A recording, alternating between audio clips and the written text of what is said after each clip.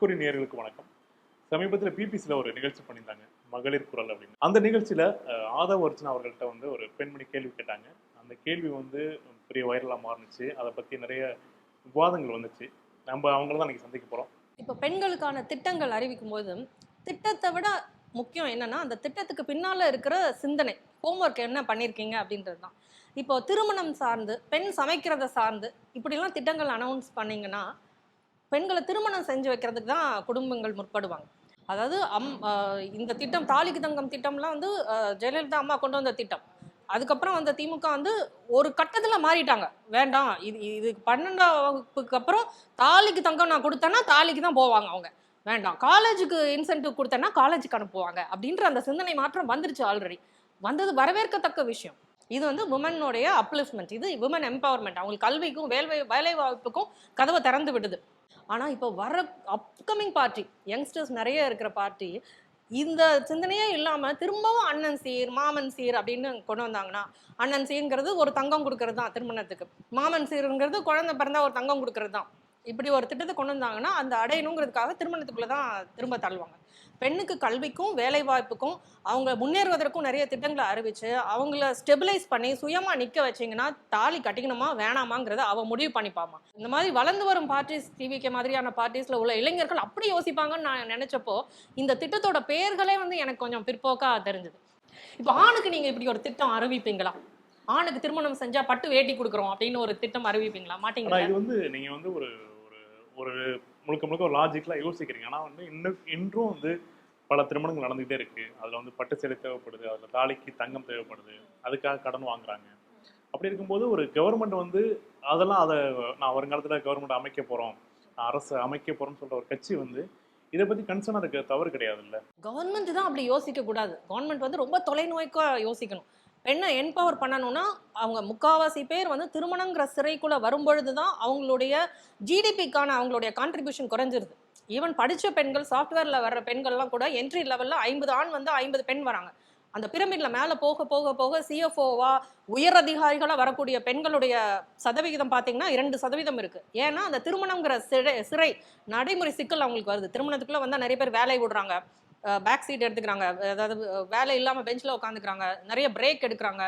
அவங்களுக்கு குழந்தை பிறப்பு, அபார்ஷன், அதை குழந்தைகளை வளர்க்குறது, பால் ஊட்டுவது, டொமஸ்டிக் ரெஸ்பான்சிபிலிட்டிஸ், வீட்டு வேலை இப்படின்னு முடங்கி போயிடுறாங்க. திருமணங்கிறது அவங்களுக்கு அப்படி ஒரு செட்பேக்கை கொடுக்குது. அவங்க அதை தள்ளி கூட போடலாம். அவங்க சுயமாக நின்னதுக்கப்புறம் கூட திருமணம் செஞ்சுக்கலாம், இல்லை சுயமரியாதை திருமணம் அவங்க செய்யலாம், தாலி இல்லாமல் திருமணம் செய்யலாம், இல்லை வேற ஏதாவது முடிவுக்கு வரலாங்க. அது முழுக்க முழுக்க பெண்ணினுடைய இண்டிபெண்டன்ட் திங்கிங், சுதந்திரம் சார்ந்த ஒரு விஷயம்.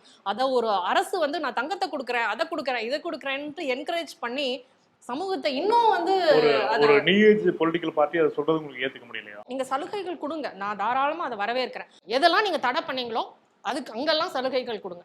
இப்போ நிறைய பேர் வந்து அந்த ஃப்ரீ பஸ் வந்தப்போ ரொம்ப கமெண்ட் எல்லாம் அடிச்சாங்க.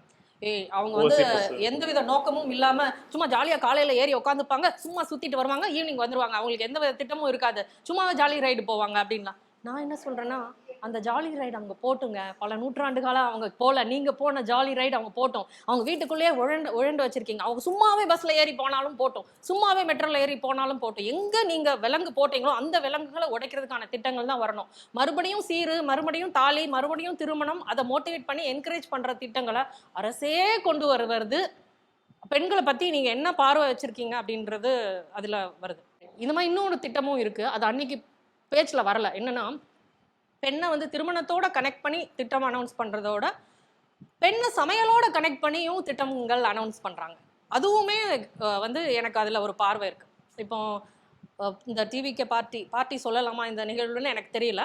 டிவிகே பார்ட்டி சொல்லியிருக்காங்க 6 எல்பிஜி சிலிண்டர் ஃப்ரீ பெண்களுக்கு. நல்ல திட்டம் தானே, குடும்பத்துக்கு போகுது. அது நல்ல திட்டம் தான், எனக்கு அதுல மாற்று கருத்தே இல்லை. ஆனா அதுக்கு பேர் வச்சுள்ளது தான் எனக்கு மாற்று கருத்து இருக்கு. அன்னபூர்ணி திட்டம் அதெல்லாம் வச்சிருக்காங்க. அதுக்கான அர்த்தம் என்ன? பெண்கிறவ சமைக்கிறவ, அவதான் அன்னபூர்ணி, அவதான் சாப்பாடு கொடுக்குறவங்க, சாதம் பொங்க வேண்டியவ, ஸோ அவளுக்கு நான் எல்பிஜி சிலிண்டரை ஃப்ரீயா கொடுக்குறேன் அப்படின்னு.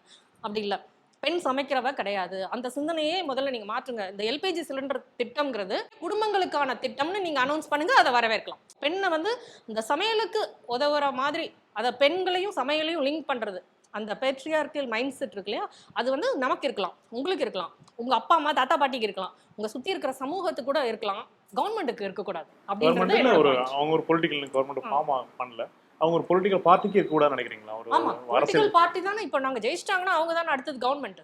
இப்போ அந்த பார்ட்டிக்கு அப்போ வந்து இது இந்த மைண்ட் செட் வந்து நான் குற்றமா சொல்லல, இது வந்து நூற்றாண்டுகளா இருக்கக்கூடிய ஒட்டடை. இந்த ஒட்டடை அடிக்கணும், மெல்ல மெல்ல தான் அடிக்க முடியும், அது எந்த பார்ட்டியில இருந்தாலும் அடிக்கணும். அப்படி அந்த மாற்றம் வரலைன்னா இந்த மாதிரி மகளிர் குரல் மாதிரியான நிகழ்ச்சியில அதை எடுத்துரைக்கணும். மகளிர் தான் சொல்லணும், அப்பா எங்களை இப்படி பார்க்காதீங்க, எங்களை இப்படி பாருங்க. ஏன்னா பெரியாரே சொன்னார், பெண்களை சமையல் அறையிலேருந்து வெளியில எடுத்துருங்க, அப்பதான் அவங்களுக்கான முன்னேற்றம் வரும். அவங்க சமய கரண்டியை அவங்க கையிலேருந்து எடுத்துருங்க, அப்போ சாப்பாடுக்கு என்ன பண்றது? சமூக கூடங்கள், சமையல் கூடங்களை ஏற்பாடு பண்ணுங்க, கம்யூனிட்டி கிச்சன் கொண்டு வாங்க அப்படின்னு பெரியார் அப்பவுமே சொன்னார். ஜிடிபியில தமிழகம் வந்து முதல் மாநிலமா இருக்கு இந்தியாவில் அப்படின்னு நம்ம பெருமை பீத்திக்கிறோம்னு சொல்ல முடியாது, உண்மைதான். அதுக்கு முக்கியமான காரணமும் நம்ம என்ன சொல்றோம்னா, நம்ம பெண்கள் வந்து 40க்கு மேல சதவிகிதம் வந்து ஜிடிபிக்கு கான்ட்ரிபியூட் பண்றாங்க, வேலைக்கு கான்ட்ரிபியூட் பண்றாங்க. அந்த கான்ட்ரிபியூஷனை நம்ம நிலைத்து நிற்க வைக்கணும், அதை இன்ஃபேக்ட் இன்க்ரீஸ் பண்ணணும். இடைநிற்றல் பள்ளிகளில் இருக்கக்கூடாதுன்னு நம்ம சொல்றோம், இடைநிற்றல் பெண்களுடைய வேலையிலையும் இருக்கக்கூடாதுன்னு நான் சொல்லுவேன்.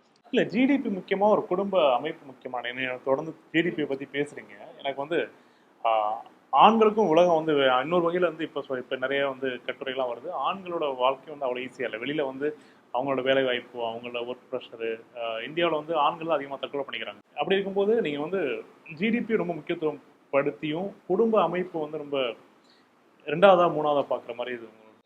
நான் ரெண்டாவதா பார்க்கல, குடும்ப அமைப்பு ரொம்ப முக்கியம்.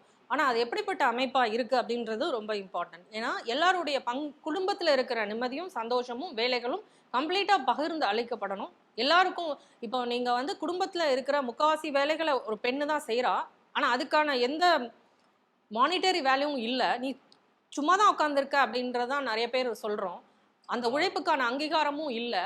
ஆனால் ஆணன் சம்பாதிக்கிறத நீங்கள் ஜிடிபிலையும் கவுண்ட் பண்ணிக்கிறீங்க, அவனுக்கு அந்த சம்பாதிக்கிறோன்ற அந்த பெருமையும் இருக்குது, அவன் பேரில் பணமும் இருக்குது, ஒரு அதிகாரமும் அவனுக்கு கொடுக்குது. அந்த ஃபினான்ஷியல் ஸ்டெபிலிட்டி பெண்ணுக்கு இல்லை. அப்படிதான் அந்த மாதிரி ஒரு இம்பேலன்ஸ் குடும்ப அமைப்பில் இருக்கக்கூடாது. குடும்பத்துக்கான வேலைகள் எல்லாருக்குமான வேலைகளாக இருக்கணும். பெண்ணும் ஆணும் 2 பேரும் வேலை பார்க்குறாங்கன்னா குடும்பத்துக்கான வேலைகளில் உள்ள பொறுப்பும் 2 பேருக்குமானதாக இருக்கணுமே தவிர பொறுப்பு ஒரு சைடாக இருக்கக்கூடாது. பெண்ணுடைய உழைப்பு அங்கீகரிக்கப்படலை. அதனால வந்து அந்த உரிமை தொகை திட்டம் 1000 ரூபா வச்சு என்ன பண்ண போறீங்க அப்படின்னு கேட்கும்போது, ஆல்ரெடி உழைக்கிறீங்கம்மா, நீங்கள் ஆல்ரெடி உழைக்கிறீங்க, நீங்கள் வெளியில் போய் கூலி வேலையோ இல்லை ஃபேக்ட்ரியில் ஒரு வேலையோ எந்த வேலையும் செய்யாமல் வீட்டு வேலை மாத்திரம் தான் பார்க்குறதா இருந்தாலும் நீங்கள் உழைக்கிறீங்கம்மா. ஏன்னா நீங்கள் அந்த வீட்டு வேலையை செய்கிறதுனால தான் அவங்க வீட்டில் உள்ள நபர்கள் வந்து வெளியில் வேலை பார்க்க முடியுது. இவங்க மாத்திரம் அந்த கட்டமைப்பை கொடுக்கலன்னா அவங்கெல்லாம் ரொம்ப நோமேடிக்காக போயிடுவாங்க. தன்னோட குழந்தைங்களை பெற்று அந்த குழந்தைங்களை பேணுவதற்கு ஒருத்தி இருக்கா, இந்த கட்டமைப்பை அவள் கொடுக்குறான், அவள் ஒரு வேலையும் செய்யாமல் இல்லை, இதுக்கான தொகை இல்லை அவளுக்கு. அட்லீஸ்ட் சமூகம் ஏற்றுக்குதோ இல்லையோ கவர்மெண்ட் அங்கீகரிக்குது நீ இந்த மாதிரி. ஏன்னா இது இல்லாத நாடுகளில் அதெல்லாம் அவங்க கொடுக்குறாங்க. நிறைய இடத்துல வந்து பெண்கள் திருமணம் பண்ணிக்க மாட்டேன்னு சொல்கிறாங்க, குழந்தை பிறப்பு விகிதம் வந்து கம்மியாயிட்டே போகுது, அவங்க பாப்புலேஷன் அழிஞ்சிடுமோ அப்படின்னு கவர்மெண்ட் பயப்படுது. ரஷ்யா இந்த மாதிரி நிறைய நாடுகளில் அப்போ என்ன செய்கிறாங்க, ஆட்டோமேட்டிக்காக கவர்மெண்ட் வராங்க, குழந்தை பெற்றுக்குன்னு என்ன வேணுமா சொல்லுங்கள் நாங்கள் செய்கிறோம், நீங்கள் வந்து வேலைக்கு போயிட்டே வந்து குழந்தை பெற்றுக்கிறது உங்களுக்கு கஷ்டமாக இருக்கா, அதுக்கான செலவை நாங்கள் ஏற்றுக்கிறோம், ஒவ்வொரு இடத்துலையும் க்ரஷ் ஃபெசிலிட்டி கொடுக்குறோம், க்ரஷுக்கான காஸ்ட் கூட நாங்கள் கேட்குறோம், நீ பெற்று மாத்திரம் கூட நாங்கள் வளர்க்குறோம், இப்படிலாம் கவர்மெண்ட் வந்து சொல்லுது. அந்த பெண்கள் வந்து அந்த கூடுங்கிற அமைப்பை அங்கே செய்யாமல் விட்டுட்டாங்க. அப்போ வந்து எவ்வளோ பரிதவிப்பாக இருக்குது, ஆட்டோமேட்டிக்காக உங்களுக்கு செலவு அதிகமாகுது. இங்கே அதை செய்கிறோங்க, அது செய்கிறதுக்கு எந்த விதமான காம்பன்சேஷனும் இல்லை. அதுக்கு பின்னால் இருக்கிற சிந்தனை அதுதான். எனக்கு அந்த சிந்தனை தான் ரொம்ப பிடிச்சிருந்தது. அந்த சிந்தனையை போட்டு உடைக்கிற மாதிரி ஏதாவது செஞ்சால் எனக்கு ரொம்ப கோவம் வரும். அதை ஒரு பார்ட்டி இப்போ செஞ்சுருக்காங்க. இந்த டிராவல் இருக்குல்லையா, பஸ் டிராவல் பெண்ணுக்கு கொடுத்தது ஆணுக்கும் கொடுக்குறேன் அப்படின்னு சொல்லியிருக்காங்க. பொது போக்குவரத்தில், ஏன்னா சில நாடுகளில் வந்து சில யூரோப்பில் வந்து பொது போக்குவரத்தே இலவசமாக இருக்கு. நீங்க அந்த வகையில இதை பார்க்கலாம்ல, இதுக்குள்ளேயுமே பார்க்குற நிலைமையில இங்க இல்லையே. ஏன்னா இங்க போக்குவரத்து கழகங்கள்லாம் நஷ்டத்துல ஓடிட்டு இருக்கு. அதே நிகழ்வுல பிடிஆர் சார் வந்து பேசினாரு, அவர் நிதி அமைச்சராகவும் இருந்திருக்காரு. இந்த சிந்தனையை பாருங்க, அவங்க எவ்வளவு அற்புதமா சொல்றாரு தெரியுமா. இப்போ வந்து பெண்கள் வந்து அந்த சும்மா ஃப்ரீயா ஏறினாருன்னா அந்த கண்டக்டருக்கும் அந்த டிரைவருக்கும் எப்படி இருக்கும், இதெல்லாம் ஃப்ரீ டிக்கெட்டு, நம்மளுக்கு சம்பளம் ஓய்வூதியம் நமக்கு கிடைக்க வேண்டிய இன்க்ரிமெண்ட்லாம் இதுகால தான் பாதிக்குது அப்படின்னு அவங்கள மரியாதையாக ட்ரீட் பண்ண மாட்டாங்க. இது ஃப்ரீ டிக்கெட்டுன்னு ஒரு இலக்காரமாக பார்ப்பாங்க, இல்லை நிறுத்தாமல் போவாங்க. இந்த மாதிரிலாம் வரக்கூடாது அப்படிங்கிறதுக்காக 0 டிக்கெட்டுன்னு ஒன்று கொடுங்கன்னு கொடுக்குறாங்க. அவங்க ஏறினோன்னே அதில் காசு இல்லாமல் இந்த 0 டிக்கெட்னு அவங்க ஒன்று கொடுக்குறாங்க. அது எதுக்கு கொடுக்குறாங்கன்னா, இவங்களால நீங்க பாதிக்கப்படலை. நீங்க 100 டிக்கெட், இப்போ 100 பேர் உள்ள ஏறுறாங்கன்னா 100 டிக்கெட்டை நீங்க கொடுக்குறீங்க. அந்த காசு இருக்கிற டிக்கெட்டுக்கு அவங்க காசு கொடுத்துறாங்க, இந்த 0 டிக்கெட்டுக்கு அரசாங்கம் காசு கொடுத்துருது. ஸோ இதனால நீங்க பாதிக்கவே படலை. உங்க ஓய்வூதியமோ உங்களுடைய பெனிஃபிட்டோ இதுல பாதிக்கப்படலைன்னு அவங்கள அந்த சைக்கலாஜிக்கலி அவங்கள பூஸ்ட் பண்றாங்க கவர்மெண்ட். இதை நான் ஏத்துக்கிறேன்ப்பா, இது கவர்மெண்ட் பெண்ணுக்காக நான் ஏத்துக்கிற ஒண்ணு, இது உங்க காசுல இருந்து எடுத்து நான் பெண்ணுக்கு கொடுக்கலங்கிறத உறுதிப்படுத்துறாங்க கவர்மெண்ட். அதுதான் இங்க வித்தியாசம். அரசியல் கட்சியா தமிழ்நாட்டுல வேற என்ன மாதிரி திட்டங்கள்லாம் வந்தா நல்லா இருக்கும்னு நினைக்கிறீங்க? கழிப்பறைகள் ஃபெசிலிட்டிஸ், அவங்களுக்கு சுகாதாரமான டிராவலுக்கான இது அவங்க கொண்டு வரணும். அதுக்கப்புறம் இந்த சோஷியல் லெவலில் நீங்கள் பார்த்தீங்கன்னா ஜுடிஷியரியில், போலீஸ் ஸ்டேஷனில் இங்கெல்லாம் ஜெண்டர் சென்சிட்டிவைசேஷனுக்கு ஒரு ட்ரைனிங் அவங்க கொடுக்கலாம். ரேப் விக்டிங்கோட பேரை நான் வெளியிட்டுட்டேன், புகைப்படத்தை வெளியிட்டேன் அப்படின்லாம் வருது.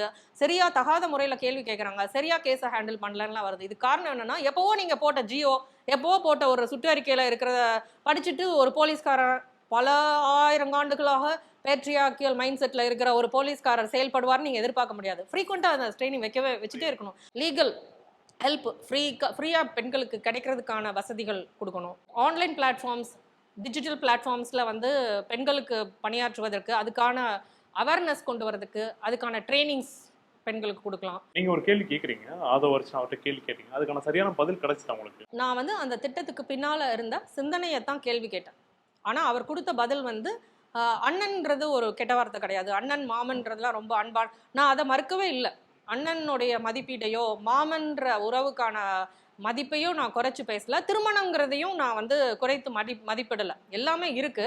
ஆனால் வந்து நீங்கள் பெண்ணை மாத்திரம் அதுக்கான பெண்ணுக்கு இலக்கா அதை மாத்திரம் வைக்கிறீங்கன்றது தான் என்னோட, அதுக்கான பதில் அவர் அதில் கொடுக்கல அப்படின்ட்டு தான் நானும் நினைக்கிறேன். அதே கட்சி வந்து பெண்களுக்கான மற்ற திட்டங்கள்லாம் வச்சிருக்காங்க. சிலவை எனக்கு ரொம்ப பிடித்திருந்தது. அதாவது விமெனுக்கான சேஃப்டி, பேனிக் பட்டன் எல்லா டிரான்ஸ்போர்ட் ஃபெசிலிட்டிலையும் நாங்கள் வைப்போம். அதாவது 0 டார்க்னஸ், அதாவது அது திட்டத்துக்கு பேர் மறந்துச்சு. பட் எந்த இடத்துலையுமே வந்து ஃபுல் டார்க்காக இருக்கிற மாதிரி இருக்கக்கூடாது, லைட்டிங் இருக்கணும், இந்த குற்றங்கள் நடக்காமல் இருக்கிறதுக்கு. அப்புறம் இந்த விமன் ஸ்குவாட்ஸ் கொண்டு வரோம் அவங்களோட சேஃப்டிக்காக அப்படின்னு. இந்த மாதிரி திட்டங்கள்லாம் நல்லா இருக்கு. விமனுடைய சேஃப்டிக்கு உகந்த மாநிலமாக இதை மாற்றுறதுக்கான திட்டங்களாக இது நல்லா இருக்கு. ரொம்ப நன்றி. ரொம்ப விரிவாக புதி விளக்கமாக சொன்னீங்க அந்த கான்ட்ரவர்சியும் அது சம்பந்தமான விஷயங்களும். தேங்க்யூ தீபா. Thank you sir.